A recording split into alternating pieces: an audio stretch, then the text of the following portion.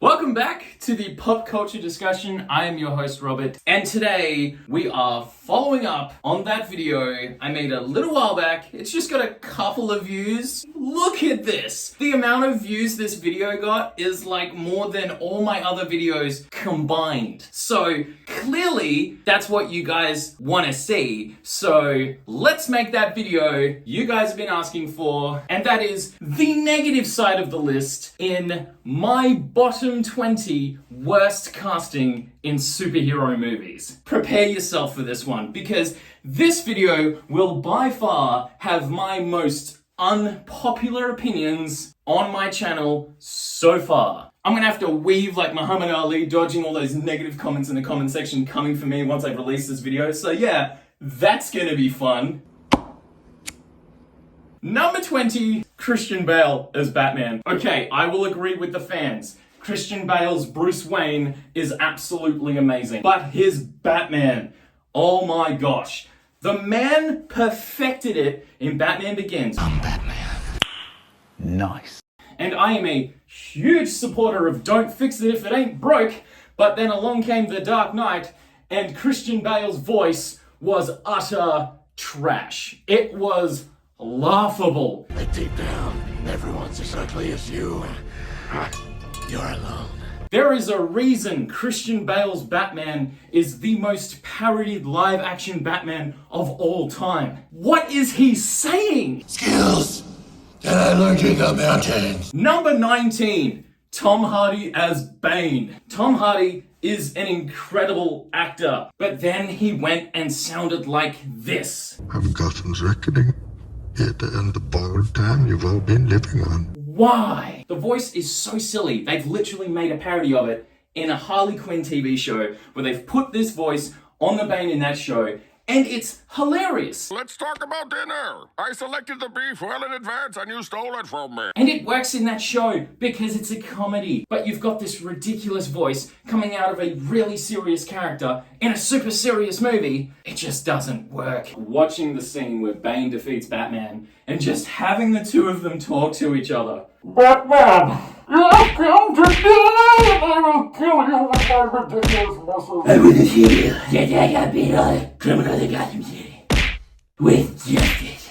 What the hell is even that? Coming in at number 18, Joaquin Phoenix as Joker. The reason I don't like this portrayal of the Joker is because it's not the Joker. This is a fantastic performance. I cannot deny that. But is it a fantastic Joker? No, it is not. It's literally just a man who snapped, had a mental breakdown, and murdered a couple of people. That's all this is. The Joker is the crowned prince of crime and Batman's greatest enemy of all time. If a Batman was to go up against this Joker, he would defeat him in half a second. Coming in at number 17 is Eric Bana as Bruce Banner. I think his Hulk is kind of fun. I like the fact that he gets bigger the angrier he gets, but Eric Banner's performance as Bruce Banner is just bad. He is either overacting or completely underacting the entire film. He just never finds a middle ground, and it literally makes all the Bruce Banner scenes either super boring or laughably cringe. Number 16 is Ben Affleck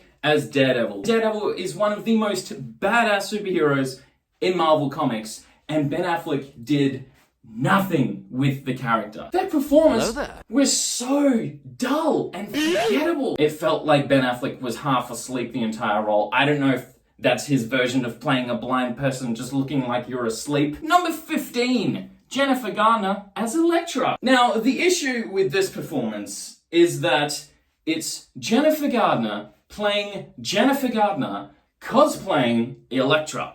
This isn't a performance. It's like she just rocked up on set, didn't know the script, and they were like, yeah, just go do your thing with Ben Affleck, whatever, it'll be fine. So, when she was killed off at the end of that movie, I was like, oh, thank God. We are never going to see this portrayal of this character ever again. But no, they had to patch her up and bring her back for her own movie, which was so much worse. Coming in at number 14 is Jessica Alba as the Invisible Woman. Now, it is so clear that she was put in this movie just to be a pretty face. She had nothing to do. She brought nothing to this movie. But I'll give credit where credit was due, because she was my very first superhero crush of all time. They were so close to having an entire team of great casting. Mr. Fantastic, The Thing, The Human Torch, all cast incredibly well, but then the Invisible Woman is just there. Coming in at number 13 is Toby Kebbell as Dr. Doom. He just feels like a kid that's moping around, having a sook the whole movie because he didn't get invited to go portal traveling to get some cool superpowers. And then when he does get some powers, what's his main power? Looking at people and making their heads explode. I'm sorry, but when is that Dr. Doom's main power in the comics ever? I know Dr. Doom has had a whole handful of different abilities across the comics, but I do not ever remember looking at someone and making their head explode being his main power. Coming in at number 12 is Brie Larson as Captain Marvel. She just made this character so unlikable. She was just so cocky from the get-go. The second she got her ability, she's like, I'm the coolest cat here, everybody deal with it. Her character journey was so lame. She learnt nothing by the end of that movie. She's literally just in the MCU to be a get-out-of-jail-free card if the Avengers need a hand. Coming in at number 11 is George Clooney as Batman. This is another actor who's just playing themselves cosplaying a superhero. It's George Clooney looking at the camera going, hey, I'm George Clooney and I'm Batman. This script was absolutely horrendous, but putting in minimal effort for this performance just makes it worse. I want a car.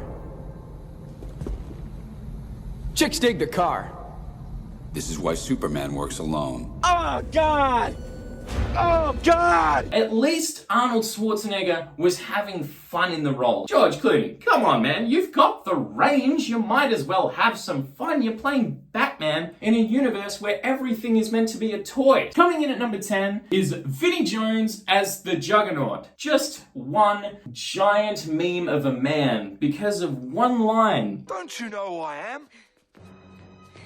I'm the Juggernaut, bitch! That's all this character is remembered for. Juggernaut is one of the most intimidating brawlers in Marvel. I'm happy to say they've redone Juggernaut since. That Juggernaut is remembered for ripping Deadpool in half. This Juggernaut is remembered for being a meme and knocking himself out. The unstoppable man knocked himself out.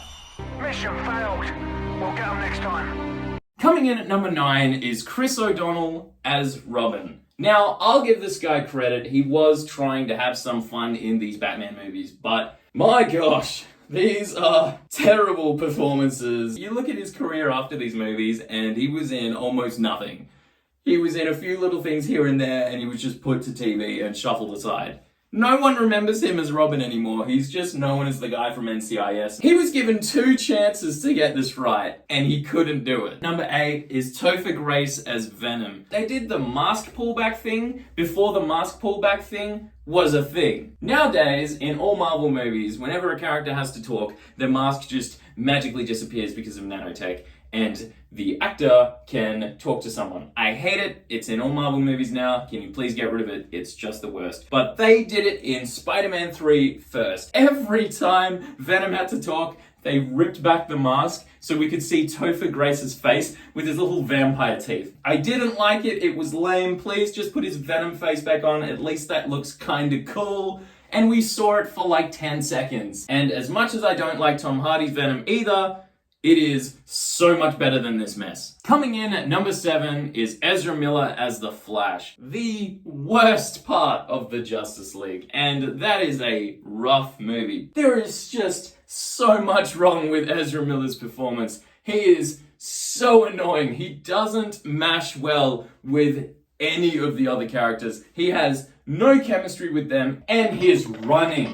What is that? That is the worst running I've ever seen in anything, ever. Tom Cruise should have played the Flash. That man has perfected running. Number 6 is Matt Smith as Milo. Yes, I know a lot of people love to hate on Jared Leto for Morbius, but the worst performance by far is Matt Smith. The second he got his abilities and became a vampire, he got so cheesy, so laughable, and just became a meme. Besides Morbin time, The dancing scene from Morbius is by far one of the most memorable bits, and it's because it was just a meme. And is that a good thing? Probably not. Number 5 is Tommy Lee Jones as Two-Face. It felt like he was trying to play the Joker, but he was given Two-Face. I think he just watched the '89 Batman movie, saw Jack Nicholson's Joker, and was like, oh, okay, this is what every Batman villain is like. Cool, I'll do this. And that's all the research that he did. He's so exaggerated, he feels like a clown. And seeing this bizarre performance coming from Tommy Lee Jones makes no sense. Coming in at number 4 is Halle Berry as Catwoman. This performance deserves every piece of hate it gets. Like, what were they thinking? From the cat mannerisms to the absolute cringe-worthy one-liners and that outfit. It's like she was a dominatrix mixed with a furry but got hit by a truck. Number 3 is Jamie Kennedy as The Mask. Now, I didn't really consider this guy when making this list, but from the research that I was doing, The Mask just kept coming up on everyone's list, and apparently it classifies as a superhero movie. So, yes, he is absolutely on this list. He is just the worst. So the funny thing about Jamie Kennedy is that he is a terrible actor. But he thinks he's an amazing actor because he was in a couple of movies. His ego is way too big. And the fact that he was chosen to replace Jim Carrey, one of the greatest comedy actors of all time, that must have shot Jamie Kennedy's ego even higher. But the proof that this performance is so bad is literally just shown in how much screen time he is actually given in the film. He is the Mask for the opening little segment of the film, and he is the Mask for a tiny little bit at the end. That is it. Number 2 is Jesse Eisenberg as Lex Luthor. Okay, this is a performance I actively hate. I hate everything about this performance.